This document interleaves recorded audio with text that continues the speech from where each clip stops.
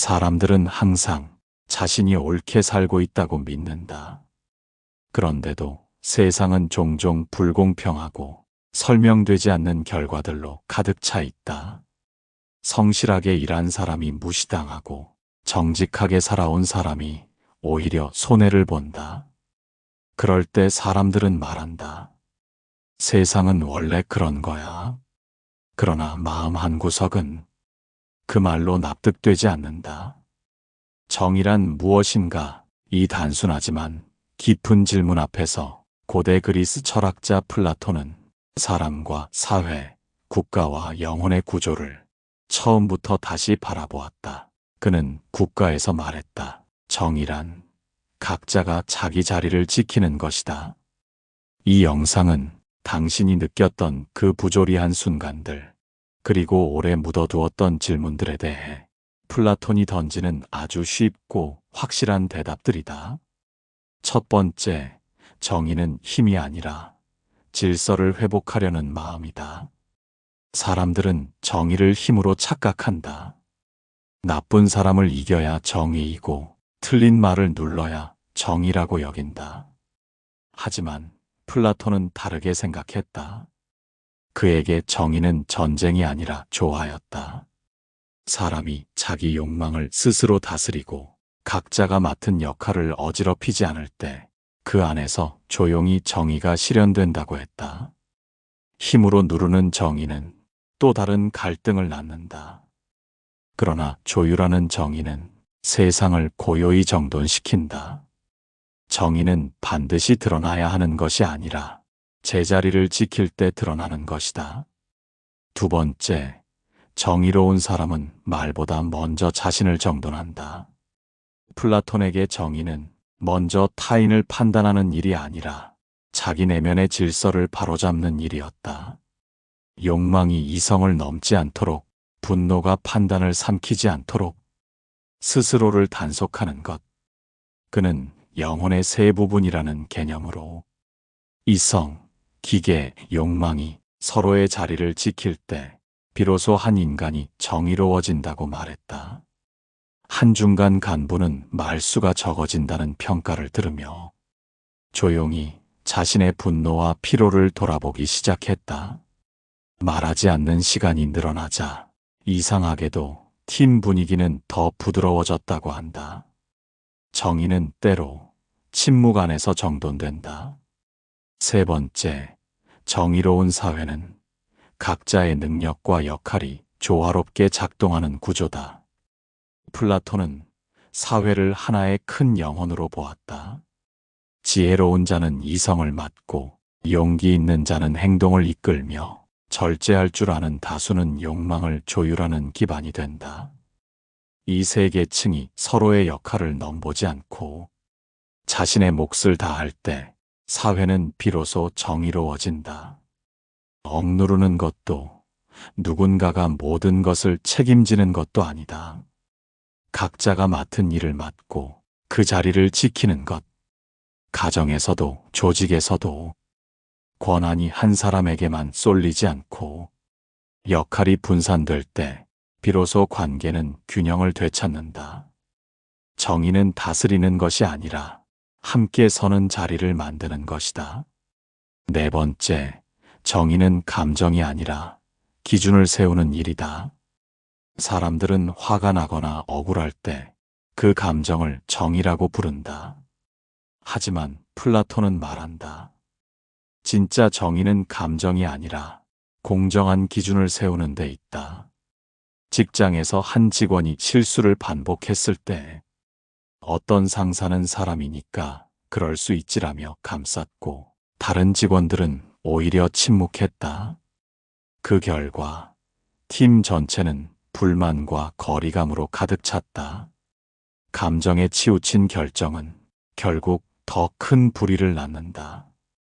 정의는 누군가를 편들기 위해 있는 것이 아니라 모두가 믿고 따를 수 있는 선을 그어주는 것이다.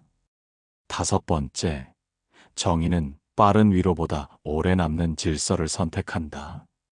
정의로운 결정은 즉각적인 만족을 주지 않는다. 당장은 서운하고 손해처럼 보이기도 한다.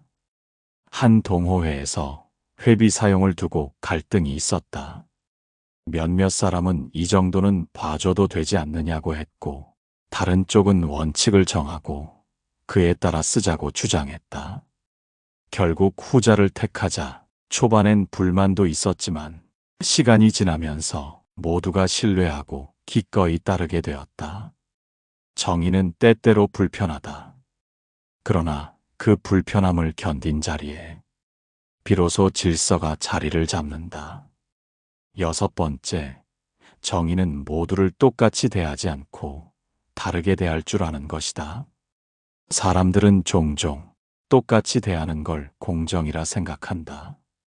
하지만 플라톤은 말했다. 정의는 각자에게 알맞은 것을 주는 것이다. 한 자원봉사단체에서 모든 참여자에게 같은 시간을 배정했다. 그런데 나이 많은 분은 피로했고 직장인은 시간을 맞추기 어려웠다. 결국 일정과 역할을 다시 나누자 서로가 더 집중하고 책임도 분명해졌다. 정의는 겉보기에 똑같음을 추구하지 않는다. 오히려 사람마다 다른 여건과 책임을 고려해 적절한 자리를 주는 것. 그것이 진짜 정의다. 7번째, 정의는 약한 자를 보호할 때 그 진심이 드러난다. 플라톤은 정의를 강한 자의 도구가 아니라 질서를 위한 최소한의 울타리로 보았다. 누군가를 더 크게 만드는 것이 아니라 더 약한 사람이 무너지지 않게 붙잡아주는 것. 아파트 입주자 회의에서 말이 느린 어르신의 의견이 자주 끊기곤 했다. 회의는 효율적으로 진행됐지만 끝나고 난 후 조용히 말하던 그분의 이야기엔 깊은 통찰이 담겨 있었다.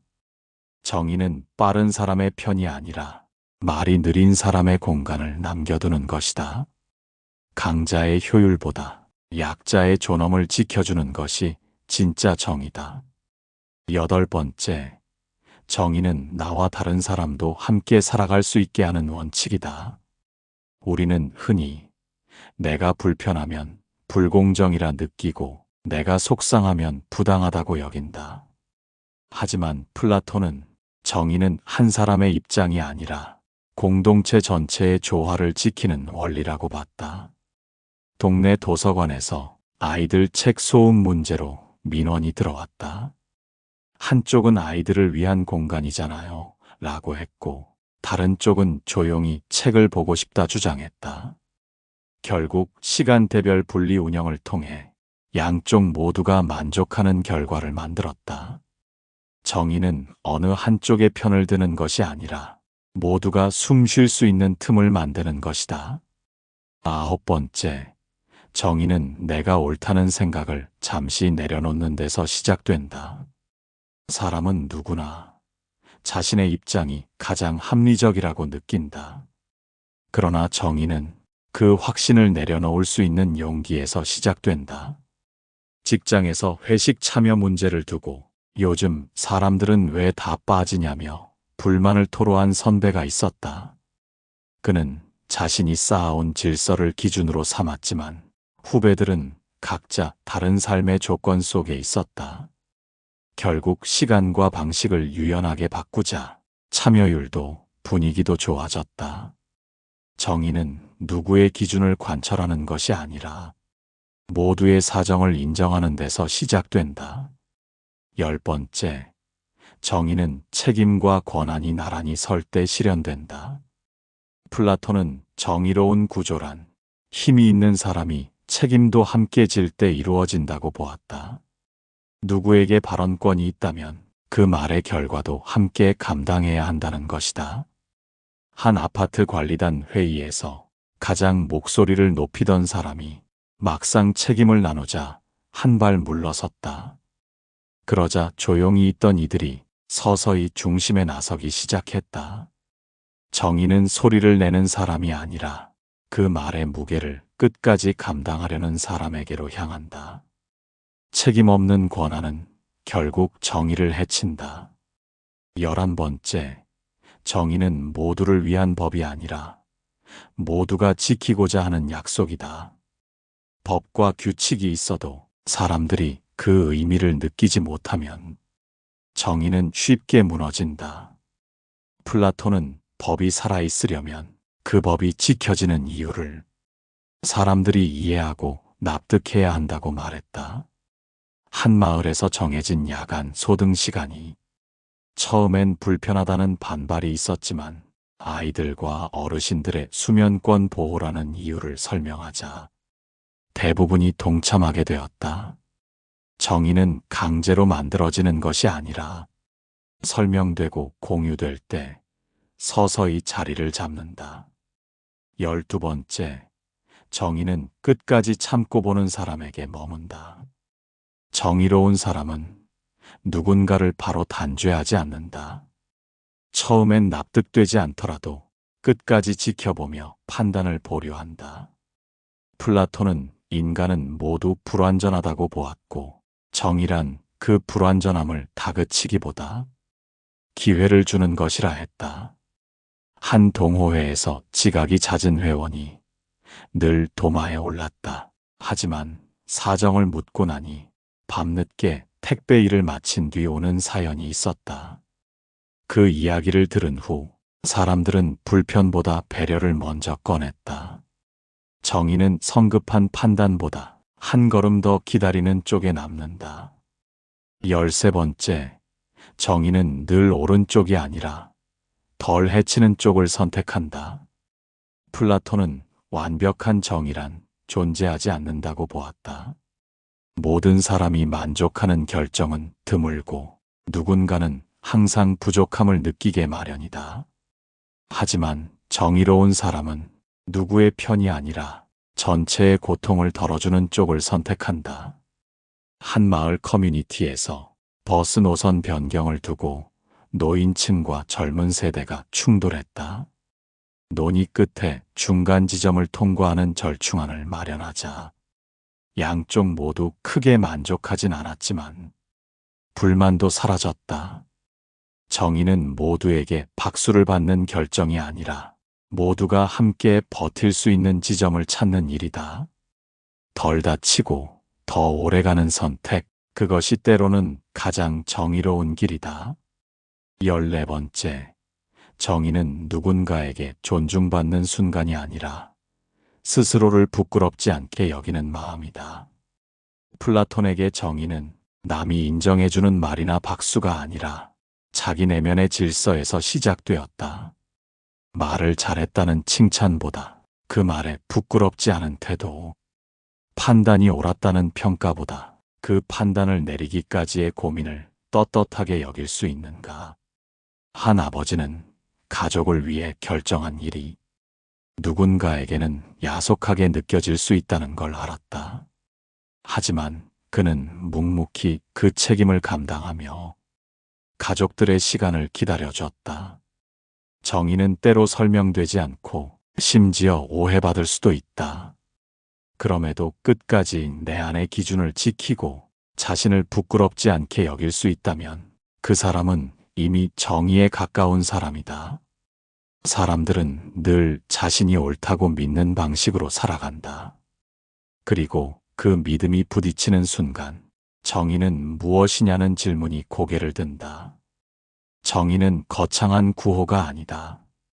잘못을 벌주는 법도 아니다. 플라톤이 말한 정의는 각자의 자리를 지키며 내면의 질서를 잃지 않는 태도였다.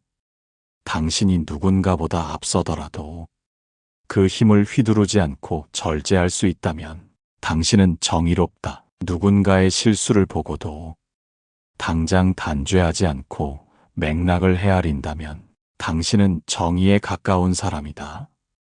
삶은 언제나 복잡하고 모든 결정에는 누군가의 불만이 따른다. 그러나 정의로운 사람은 쉽게 흥분하지 않고 쉽게 속단하지 않으며 자신의 말과 선택을 끝까지 책임질 수 있는 사람이다. 정의는 완벽함이 아니다. 정의는 스스로 부끄럽지 않게 말하고 행동하고 기다리는 힘이다.